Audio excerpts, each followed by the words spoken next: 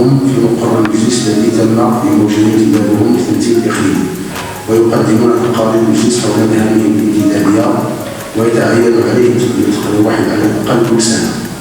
والآن أفتح باب ترشيح الانتخاب أربعة المنتدبين لمجلس الإقليم باجتماع لدى جماعة الدورة السوسية التونسية.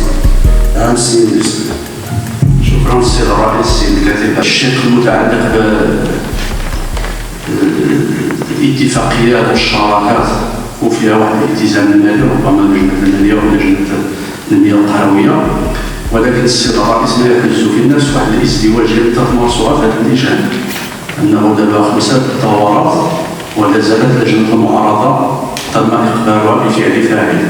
السيد الرئيس في هذا المجلس الإقليمي فيه 12 منصب، المشرع أقر بمنصب واحد للمعارضة، وهذا المنصب تم تطبيقه. وهذه المناسبة أن نلتمس من السلطة الإقليمية في شخص السيد الكاتب العام العمل على حث الرئيس على استكمال الهيئات ديال المجلس.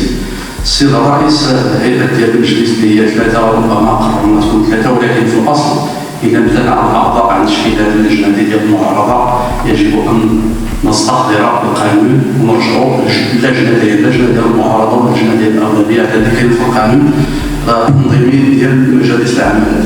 السيد الرئيس، حنا بغينا محضر ديال اللجنة التي بدت فيها النقطة، حيت القانون راه واضح ما فيهش لا هدف فيه الانتخاب، حيت اللجنة إذا درنا محضر ديال اللجنة نتفادى النقاشات الفضفاضة ونتفادى العبثية. علاش اللجنة تخرج لنا الدوسيات تقول ديال المناديب يقدر كاع يعطينا واحد المعايير باش نختاروا المناديب. ربما رئيس اللجنة ديال المنطقة راه عنده ذاك الاختصاص يمشي كمندوب مزيان، إلا عطيتي التفويض لأحد النواب في الماء والتطهير السائل مزيان نمشي فيه، ولكن هذا الشيء شكون اللي يبين لنا؟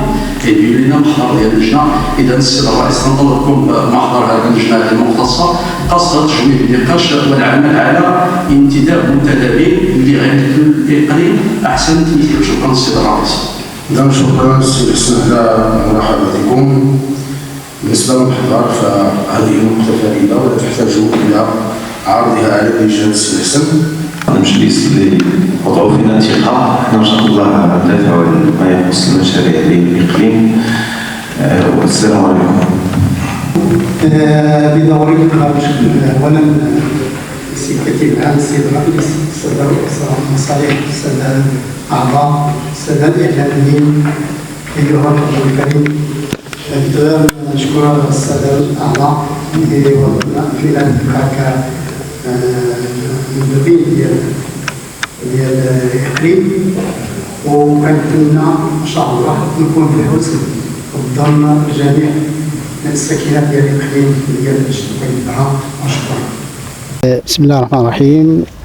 اليوم دوزنا الدوره اللي انتخبنا فيها المناديب ديال اللي غيمثلوا المجلس الاقليمي في الجهه غير الجماعات الاقليم، المجالس الاقليميه، المناديب اللي غيدافعوا على المصالح ديال الاقليم بالنسبه للماء والكهرباء وكاع المصالح ديال الاقليم. وكنشكر الاعضاء اللي وضعوا فينا الثقه وانتخبونا كالمناديب ديالهم، وكنشكر السلطات المحليه، وكنشكر الاعلاميين، وكنشكر الحضور الكريم اللي حضر.